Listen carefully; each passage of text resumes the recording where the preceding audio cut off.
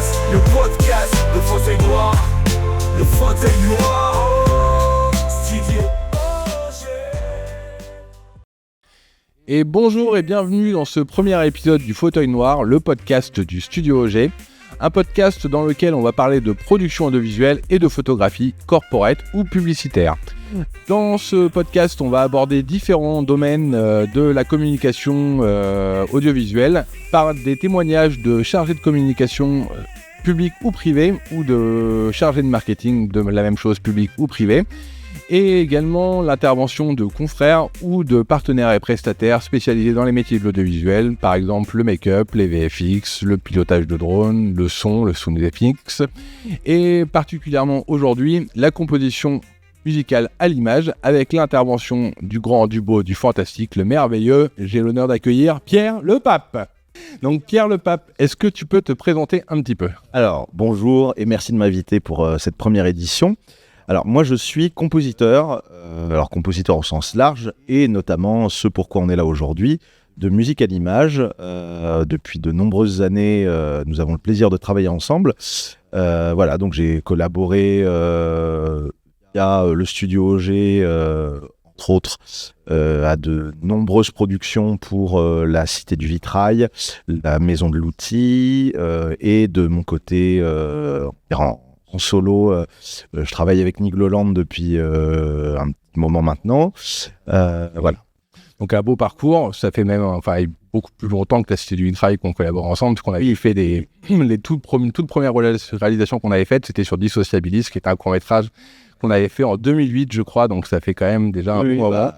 Ça fait. Et c'est à ce moment-là qu'on s'était rencontrés, donc ça fait un moment qu'on se suit. Dans ta démarche d'apprentissage de la musique, déjà, tu as commencé à quel âge ? Et à quel moment, je vais poursuivre un petit peu, et à quel moment tu t'es intéressé à la transposition de la musique pour l'image ? Alors, j'ai commencé la musique à 5 ans. Des jeunes. Il y a quelques années, donc avec un parcours très très classique, conservatoire. Piano dès le début ? Non, au violon. Ah oui, ok. Au violon, d'où mon grand amour pour les cordes. Et ensuite au piano. Après j'ai fait... je suis allé faire un peu de jazz pour savoir comment on faisait, et puis aussi pour me rendre compte que c'était pas forcément ma grande tasse de thé. Et je suis allé à l'École normale de musique de Paris en composition de musique de film. Alors, pour répondre à la question, quand est-ce que je me suis intéressé à tout ça ? Je pense tout petit, dans le sens où j'ai eu la chance de grandir dans une époque où on avait des dessins animés qui bénéficiaient de musique extraordinaire. Je pense... à Denver le dernier dinosaure. Alors, pas que. Non, je pense au Mystérieuse Cité d'Or, au Chevalier du Zodiaque. Et alors, en ce jour de son décès d'Akira Toriyama, de Dragon Ball aussi, qui avait une très bonne musique. Donc en fait, tout ça, ça m'a accompagné et ça m'a suivi tout au long de mon évolution musicale personnelle. Et c'est vrai que je pense que de façon assez instinctive, en fait, j'ai toujours eu ça, parce que je suis un grand cinéphile aussi. Donc à l'origine, ça vient quand même beaucoup plus des dessins animés que des films. Oui. T'avais pas été fasciné par des musiques comme les musiques de Star Wars Alors, Williams. J'étais déjà fasciné par les musiques de dessins animés avant. Ouais. Parce que j'étais, on va dire, pas encore en âge de regarder Star Wars, alors que finalement, Ken le Survivant, c'était bien pire. Mais donc j'ai commencé par la musique de dessins animés et effectivement, par la suite, Indiana Jones, Star Wars, les grands classiques, voilà. Et puis... la véritable révélation, c'est peut-être Gladiator. Ok. Et au niveau des compositeurs, du coup, qui est-ce qui t'a particulièrement influencé dans cette perception et de cette approche pour la musique à l'image ? Alors, déjà John Williams. John Williams, évidemment. Danny Elfman et Hans Zimmer. Voilà, on va dire c'est le trio de tête. J'ai une petite préférence pour Hans Zimmer pour le côté... Tape à l'œil et production, parce que je suis un féru aussi de production, comment on fabrique le son en tant que tel. Mais c'est vrai que voilà, en termes d'orchestration, que ce soit John Williams ou Danny Elfman, c'est extraordinaire ce qu'ils font, et notamment dans certaines ambiances qu'on peut avoir dans Indiana Jones ou Batman. Voilà, c'est Moi, je sais que dans extra, quoi. dans l'approche que j'ai eue vis-à-vis de toi au début, on sent clairement ton inspiration Hans Zimmer, ça c'est indéniable, mais aussi ce côté Danny Elfman qui est très très présent dans l'utilisation des clochettes, sonorités un peu aiguës, très mélodiques, très enfantines finalement, et je sais que moi c'est un point sur lequel j'ai toujours eu une accroche assez forte dans ce que tu pouvais faire, où j'aime bien ce côté très extrêmement tape à l'œil et en même temps agréable à l'oreille et avec des petites ritournelles sympas et tout ça. Donc je comprends complètement tes références parce qu'on les entend et on les sent dans... Tu vois, pour aller encore plus loin dans mon éducation musicale, parce que bon, alors je vais faire un peu d'auto-promo, mais j'ai une chaîne YouTube depuis peu. Et en préparant la future vidéo que je vais tourner, je vais aborder cette question-là de qu'est-ce qui m'a poussé à devenir compositeur. Et c'est vrai qu'assez vite, le nom de Tchaïkovski m'est vite apparu comme une évidence, notamment dans le type d'orchestration que tu cites, c'est-à-dire que tu prends la danse de la fée dragée de Casse-Noisette, on est complètement dans ce type d'ambiance un peu magique, et dans la figuration d'une musique à l'image, dans la musique de ballet, en fait, c'est vraiment un équilibre parfait entre vraiment la musique classique au sens premier du terme, et déjà une première approche de visuel, vu que c'est censé accompagner une action qui se passe sur scène. Ok. Donc là-dessus, je te rejoins complètement. De manière générale, aujourd'hui, tu es d'accord avec moi que pour de la musique à l'image liée à de la production de films publicitaires ou institutionnels, ça devient de plus en plus compliqué d'exister puisqu'on trouve des banques d'images avec des banques de sons de la même manière que des banques d'images d'ailleurs au niveau de la photo, de la vidéo, qui permettent d'accéder à des centaines de en tout genre. Donc concrètement, moi je le sais déjà, mais pour les gens qui sont susceptibles de regarder, qu'est-ce que ça apporte de faire appel à un compositeur et non pas simplement prendre une musique de banque d'images comme on en trouve facilement. Il faut bien comprendre une chose, c'est que une banque de son comme une banque d'images, c'est accessible à tout le monde, comme tu viens de le dire. Donc ça veut dire que peut-être qu'un concurrent direct pourra piocher soit la même musique, soit les mêmes images, parce que si on vend exactement le même produit, il y a quand même des chances que approche éventuellement commune, et donc que cette musique correspond. Alors.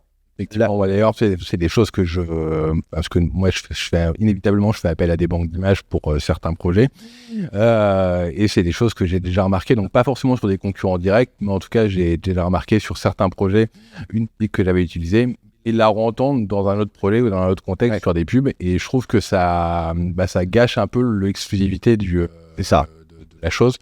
Mais en dehors de ça, il y a surtout un point qui est fondamental pour moi, et je pense que tu vas être d'accord là-dessus. Quand on fait appel à une musique de banque d'images en tant que réal, en tant que c'est pas une banque de sons, je veux dire, pardon, on subit la musique pour le montage du film. Oui. Quand on fait appel à un compositeur, c'est l'inverse. C'est la musique qui est composée et qui est structurée pour le film. Et en fait, ça change absolument tout dans la façon dont on raconte quelque chose par l'image, dans la narration, dans la façon dont les éléments se déroulent, puisque le rythme n'est plus imposé par la musique, et c'est là que la valeur se crée. Je pense que là-dessus, t'es complètement d'accord sur ce point-là. Je suis entièrement d'accord, c'est le deuxième point que j'allais aborder, c'est-à-dire que, outre le côté, potentiellement, quelqu'un d'autre peut avoir la même musique, soit pour vendre la même chose, soit pour complètement autre chose, il y a le côté sur mesure. C'est-à-dire que là, quand on fait appel à un compositeur, il va y avoir, tu le sais, comme nous faisons régulièrement dès qu'on a l'occasion de travailler ensemble, un dialogue entre le réalisateur et le compositeur. On va se mettre d'accord sur l'intention, sur éventuellement un tempo, voilà. Et il va y avoir tout un travail de fond qui va être fait de façon à ce que l'objet audiovisuel qui va être rendu à la fin soit unique. Et ça, c'est vrai que, alors évidemment, il y a une question budgétaire, parce que faire appel à un compositeur, ça inclut un coût supplémentaire, contrairement à une banque de sons qui va certes inclure un coût, mais moindre.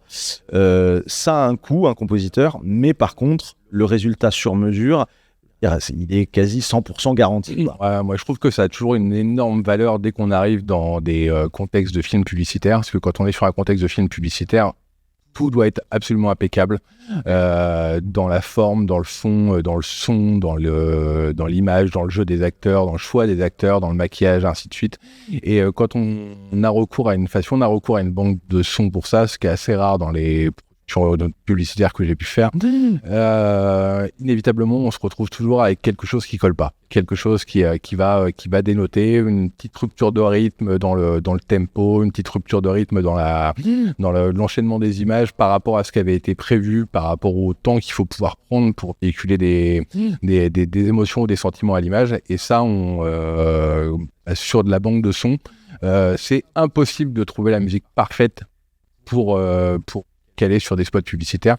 Et donc, dans une optique de démarcation du client et d'identification extrêmement forte que doit avoir un spot de pub, même sur un spot de pub ciné qui doit durer 18 secondes, mais en 18 secondes, tout doit être absolument parfait pour pouvoir capter l'attention du spectateur et qu'il la retienne. Et une musique composée, c'est inévitablement une identité de marque qui se crée liée à ça, et ça a une énorme valeur. Dans cette continuité, tu as autre chose à ajouter là-dessus avant... Je dirais, pour là aussi approfondir un peu ce qu'on disait, c'est que il y a une question de référence. C'est-à-dire que quand on discute, par exemple toi et moi, on sait qu'on a des références communes. Et c'est vrai que une musique faite sur mesure va venir amplifier un effet, va venir soutenir une émotion particulière, va venir apporter un véritable emballage complémentaire à l'image. Et c'est vrai que avoir un compositeur, ça permet d'aller plus loin dans ce qui est proposé au client. Dans le sens où, étant donné qu'on s'est mis d'accord sur les intentions de base, sur quel effet on doit avoir à la fin, et sur ce qu'on est censé vendre. Alors, vendre au sens large, c'est-à-dire vendre par l'image et le son, on va avoir un objet vraiment poussé maximum, alors que effectivement avec une banque de sons, il y aura les images qui seront le plus poussées possible et une musique qui soit on ne pourra pas bouger, soit effectivement comme tu disais, il va falloir composer les musiques autour. Il va falloir composer des images autour de la musique et ce sera subi. Donc le réalisateur peut être complètement frustré. Et il faut aussi rappeler que le réalisateur, c'est un chef de projet. Et donc, est-ce qu'un chef de projet veut subir un élément qui est quand même assez central, comme de la musique ? Clairement pas.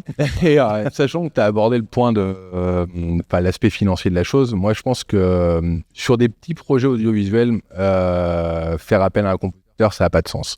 C'est trop l'enveloppe est trop importante. L'enveloppe, dans certains cas, pourrait se rapprocher de 80% du budget d'un petit projet audiovisuel, ça n'a pas de sens. Ou 80%, on va dire 50%. Mais en tout cas, voilà. Par contre, dès qu'on arrive sur des projets d'une certaine envergure, des projets qui ont vraiment une vocation à marquer les esprits, là, le pourcentage que ça représente par rapport à l'ensemble d'une production audiovisuelle digne de ce nom, c'est pas énorme au final. Ça va représenter 15-20% du budget global. Et donc, bien évidemment, 10 ou 20%, c'est pas... ça peut rester un montant assez important sur un projet de certaine ampleur. Mais quand on tient compte de tous les concepts, de toutes les dépenses liées à la diffusion, au sponsoring et à l'exploitation de ces spots, c'est pas un montant qui est foncièrement pharaonique et qui pour moi ne justifie pas un rejet, sauf si vraiment ça se joue au centime près. Mais dans ce cas-là, dans une certaine démarche, je pense qu'il est peut-être même préférable de réduire un peu les frais de diffusion pour avoir quelque chose qui est vraiment parfaitement bien emballé.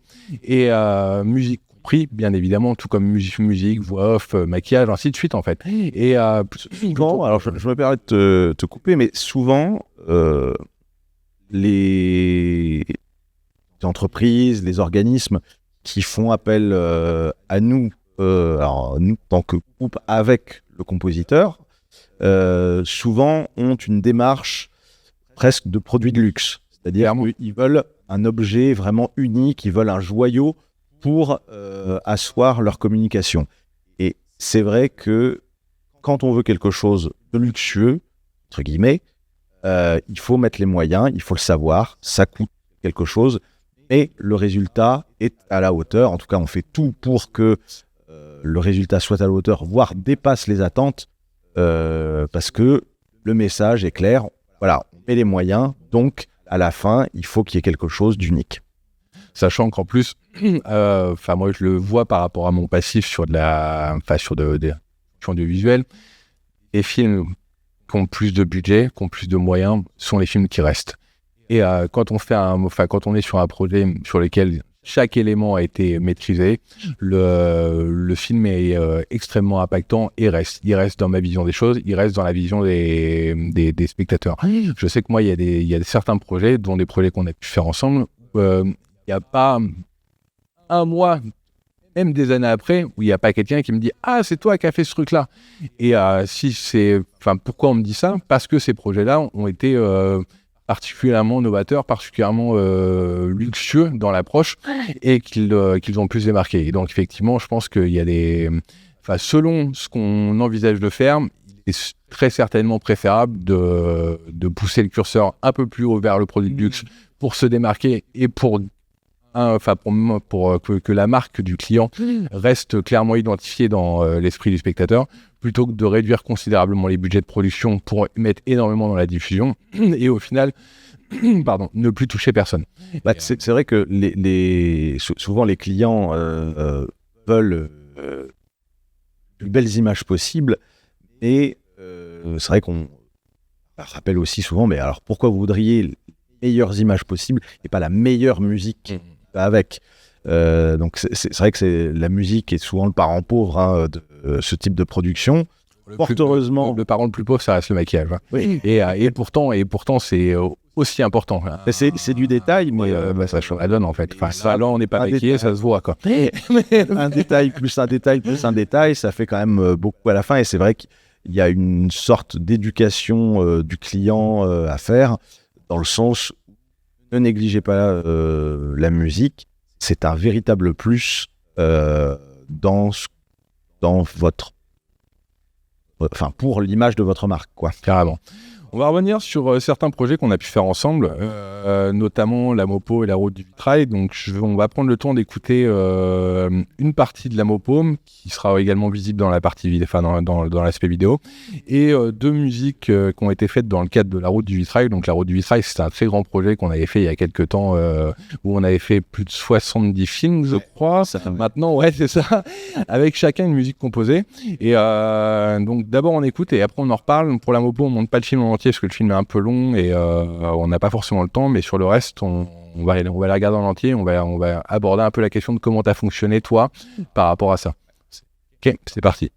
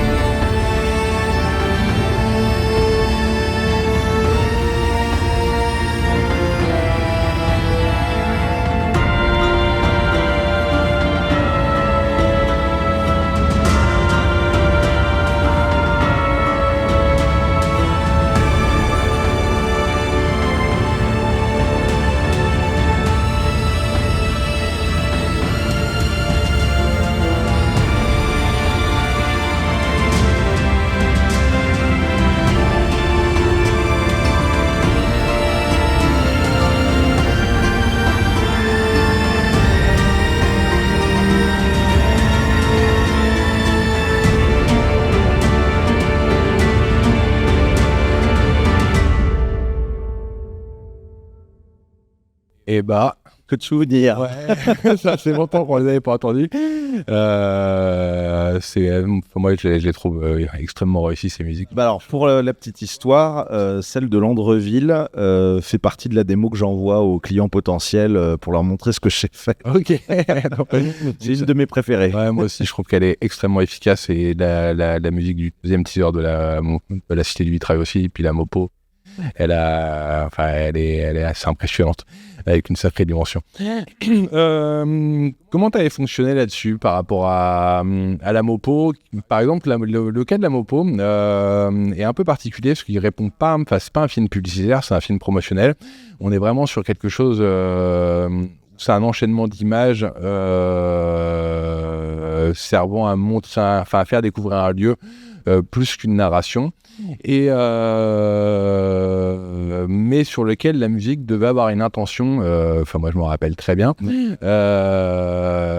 Comment tu fonctionnes quand tu travailles avec un réal, sachant que quand tu travailles avec moi, je sais très bien comment on fonctionne.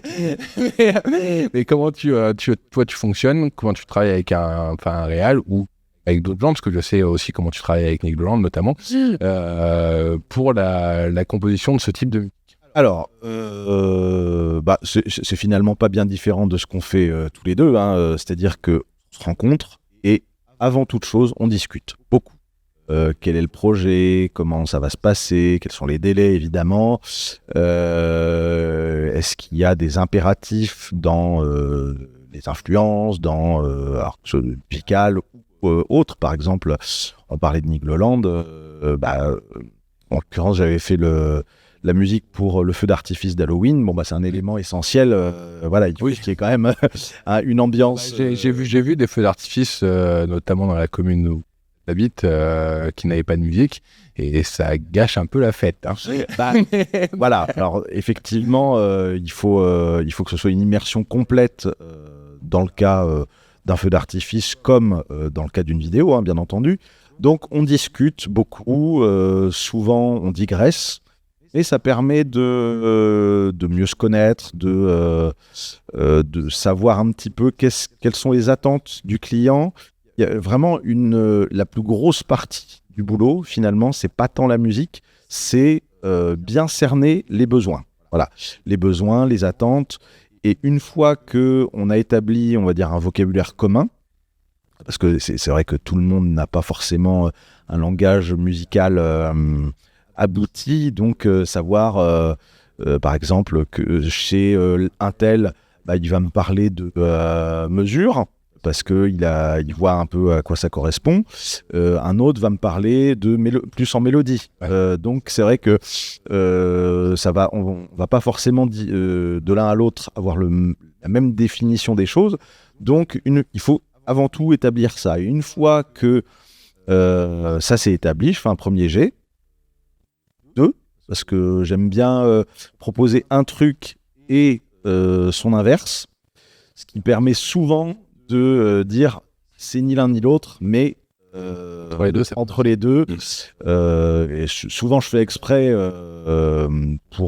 j'exagère, je force le trait de façon à savoir si oui j'avais bien compris comme ça ou non c'était plutôt comme ça.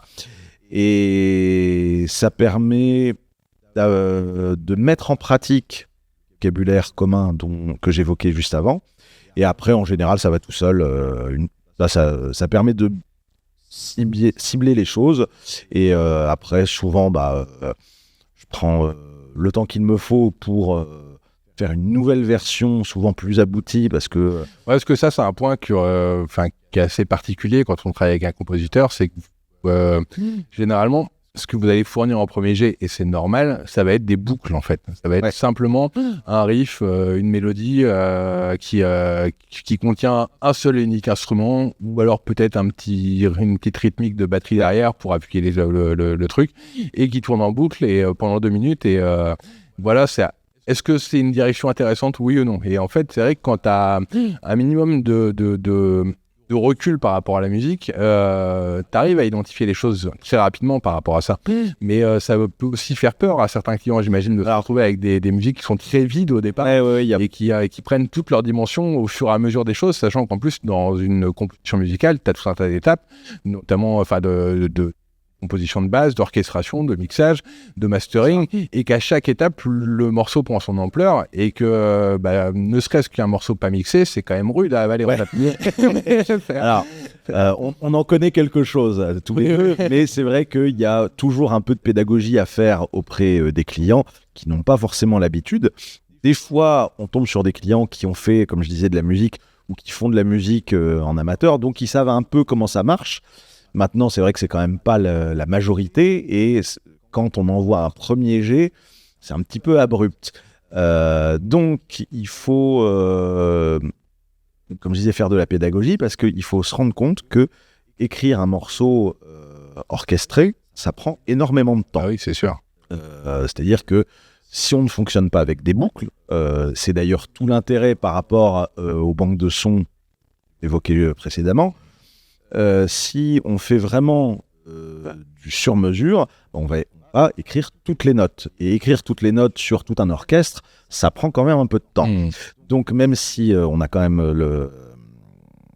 même si on a l'informatique comme outil merveilleux qui permet d'aller très vite, plus vite, ça reste quand même un temps à prendre en compte. Donc avant de se lancer dans de l'écriture définitive, comme je disais, il faut lancer des petites pistes. Droite, gauche, un peu au milieu, voilà. Ce qui permet d'approfondir un petit peu les attentes, les envies du client.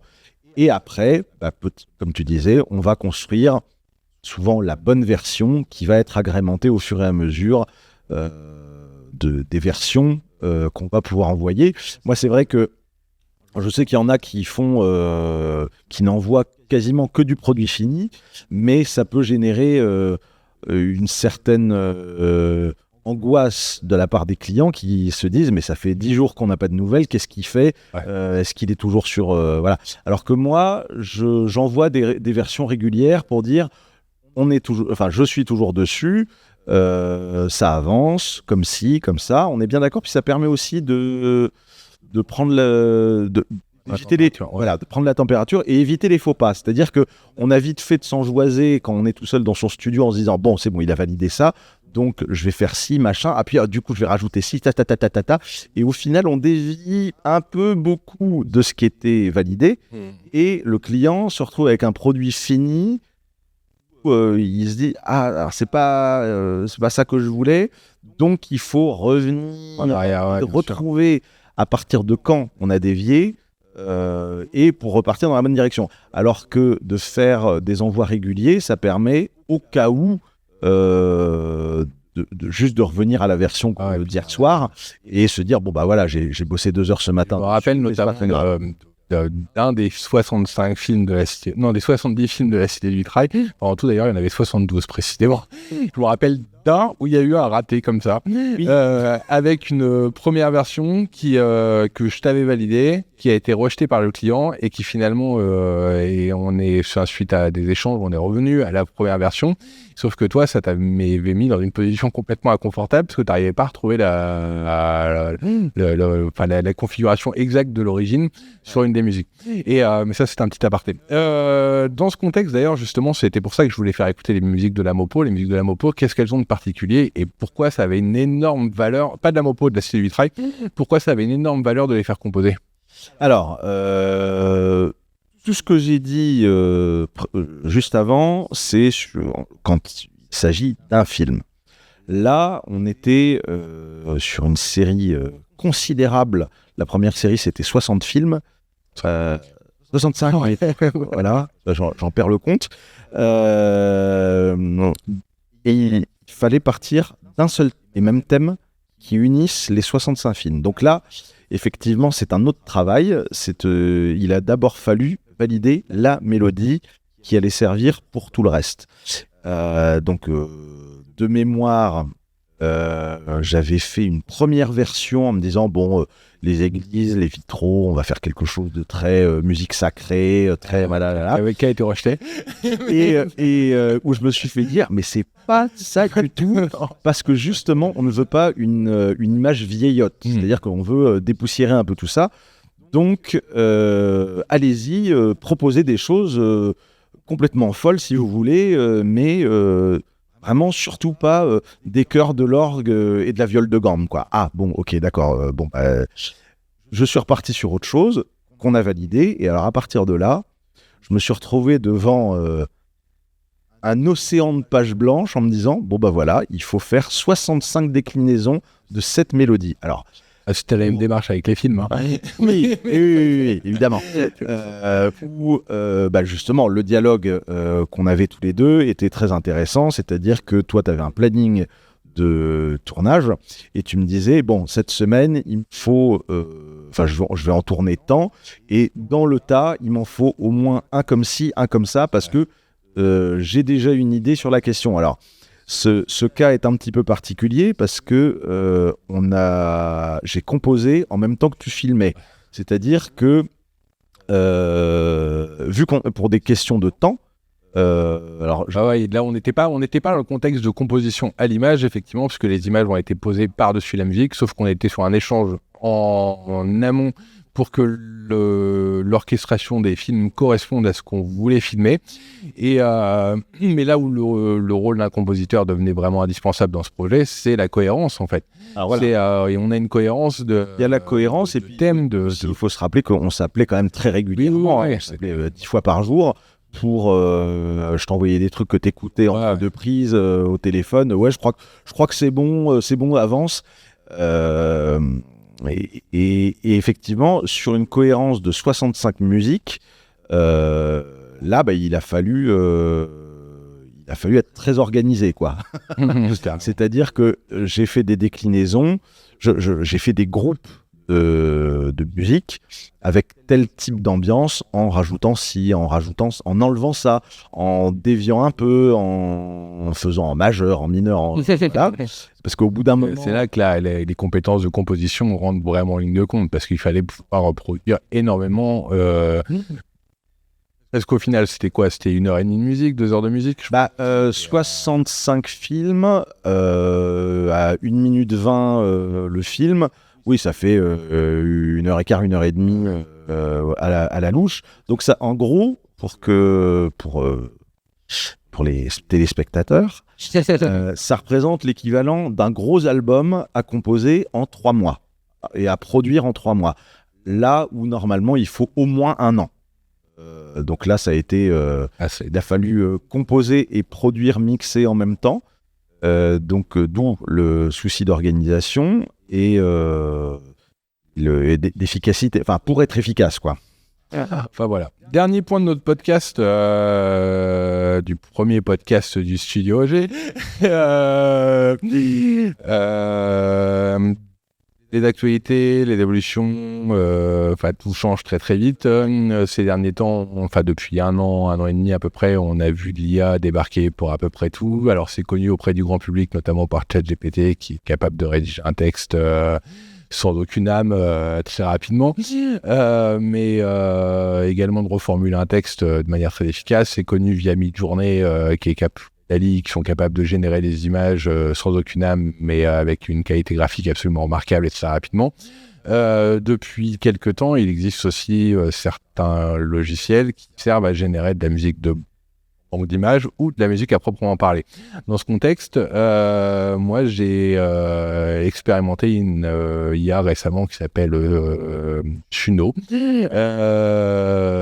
qui est capable de composer intégralement des musiques en chantant également et en écrivant des textes ou alors en chantant ses propres textes. Pour l'occasion, j'ai écrit un texte. C'était la première fois que j'écrivais une chanson, alors c'était un peu expérimental, mais ça m'a fait marrer. Donc on va l'écouter et après on va parler un peu de tout ça dans ta perception, toi en tant que musicien. Comment tu ressens ce morceau, sachant que tout est synthétique, la voix, la musique, tout ça. sauf les textes qui ont été écrits par un humain, et je pense que ça se sent. Donc c'est parti.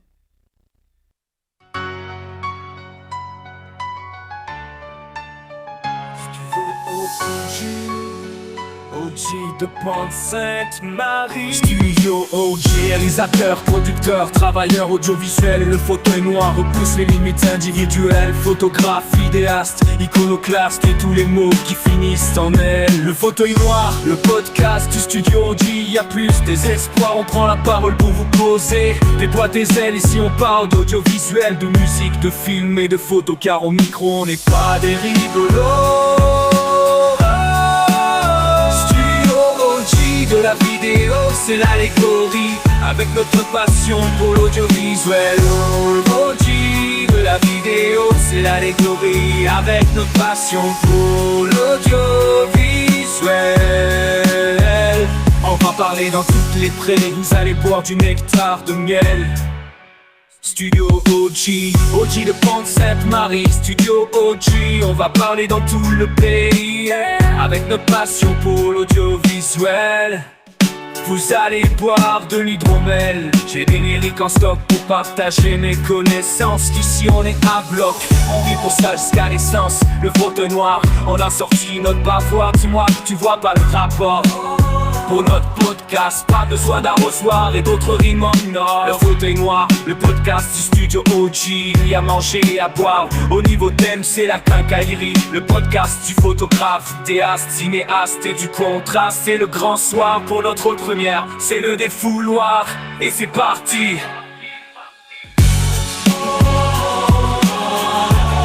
Studio OG de la vidéo, c'est l'allégorie. Audiovisuel, c'est le grand soir pour notre première, c'est le défouloir et c'est parti.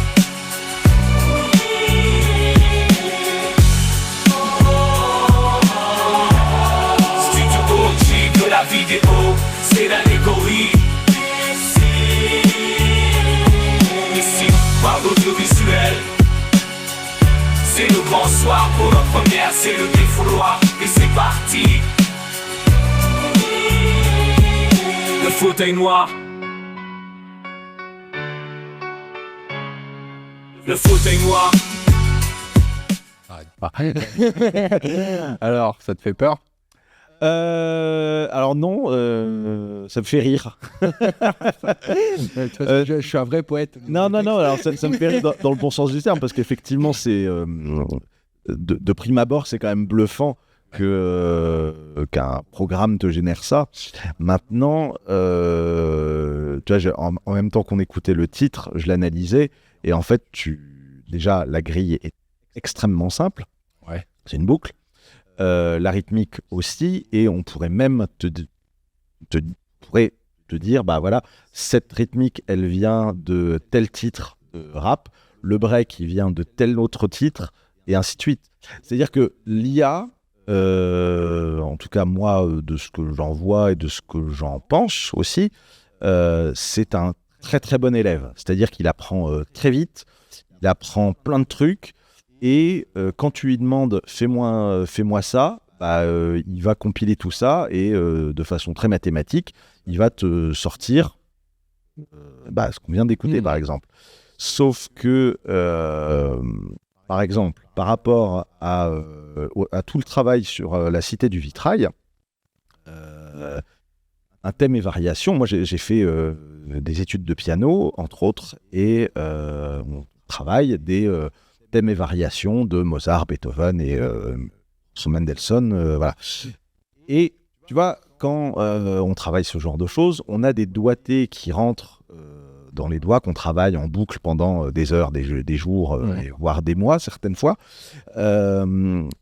Et au moment de faire des déclinaisons du thème de la Cité du Vitrail, forcément, en jouant au piano, j'ai des choses, des espèces d'automatismes qui sont revenus et qui m'ont permis de générer une nouvelle version, un dérivé de la mélodie de départ. Et ça, c'est le genre de choses qu'une IA ne peut pas avoir, parce qu'elle n'a pas fait 20 ans de piano, donc elle n'a pas tout ça dans les doigts. Et souvent, ce genre de choses, ça va venir d'une erreur, Ouais, bien sûr. d'un événement dans la vie d'un compositeur qui a écrit ce morceau de piano.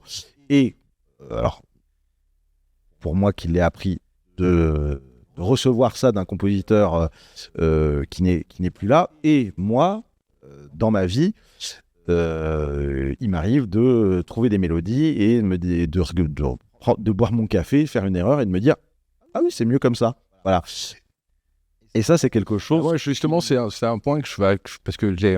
Alors déjà, ce morceau, pour réussir à l'obtenir, il a fallu que je passe 2 jours dessus. Ouais. Donc, je dépense certains crédits. Ça, c'est pas hop, d'un coup, il m'a écrit le morceau. Ça marche pas comme ça. Ouais. Il a fallu vraiment que je l'oriente, que je réfléchisse aux choses. Et surtout, comme tu dis, je ressens complètement ce côté très mécanique de la structure musicale. Et c'était le cas sur tous les morceaux qu'il a sortis, quel que soit le style. Et c'est d'ailleurs pour ça que je me suis permis d'écrire moi-même les textes, pour justement avoir des digressions tellement énormes que ça pouvait être écrit que par un humain. Ouais. Et avec des jeux de mots un peu foireux, des trucs comme ça qui te faisaient marrer, quoi. Et parce que l'IA reproduit une certaine forme de perfection. Et c'est de la même manière, c'est la même chose dans les photos, c'est la même chose dans les vidéos. Ok, ça fait des super images, c'est bluffant. Et en fait, ça fait des super images de la même manière que les images qu'on trouve dans les banques d'images. Ça fait des super musiques de la même manière que les musiques qu'on trouve dans les banques de sons. C'est des choses qui sont impeccables, mais transposables à toutes les sauces, parce qu'il manque le côté l'intervention humaine. Et aujourd'hui, je pense qu'on ne l'a pas atteint dans les systèmes de génération d'images. Et de la même manière, d'ailleurs, qu'il y a plus longtemps que ça, quand il a commencé à y avoir la 3D, tout le monde a dit « Ah, c'est bon, il n'y aura plus de packshots » au niveau des photos. Et aujourd'hui, quand on nous demande des packshots, moi, je l'ai entendu plein de fois par rapport à des viticulteurs, des choses comme ça, c'est « Ah non, on pourrait faire les bouteilles en 3D, mais c'est pas la bouteille, elle ne ressemble pas à la réalité. » Parce que la réalité n'est pas parfaite. Et la réalité ne le sera jamais. Et heureusement, en fait, quand on regarde même l'environnement ici, par exemple, je ne sais pas si Johan peut avoir une vue sur le fond. Le fond, il a quelques petites rayures. Inévitablement, ça se voit. Et si on était dans un monde généré par IA, les petites rayures, elles n'existeraient pas. Et alors, c'est anecdotique. Et en fait, c'est ça qui humanise complètement les choses de la même manière que les défauts de peau, le chat dans la gorge, tout ça. Et je pense que dans nos activités créatives, c'est aussi ça, c'est l'intervention humaine que l'humain, que les gens vont chercher. Et c'est aussi ça. L'IA, c'est quelque chose qui va être très équilibré. Or, qu'est-ce qui fait la particularité de tel ou tel morceau, alors que ce soit des Beatles, dernier rappeur à la mode, ou d'un compositeur classique, c'est ce qu'il va mettre dedans. C'est-à-dire, tu vois, tu prends Berlioz, qui a écrit une mélodie qu'il a ensuite réutilisée plus tard dans la Symphonie Fantastique. Il l'a écrit à 12 ans parce qu'il était amoureux d'une nana. Et pourquoi il a écrit ça comme ça ? Parce que ce jour-là, il ressentait les choses comme ça. Est-ce qu'une IA peut faire ça ? A priori, non. Est-ce qu'une IA peut faire preuve d'amour ? C'est une grande question et il y a tout un tas de cinéastes qui ont essayé d'y répondre. Et ce sera le mot de la fin. Voilà, l'amour. Voilà, merci à ceux qui auront pris la peine de nous regarder. Je ne sais pas sur quelle caméra on est là-bas. Juste pour m'avoir invité. Merci à Pierre d'être venu participer à cette première session du podcast du Studio G. J'espère qu'il y en aura d'autres.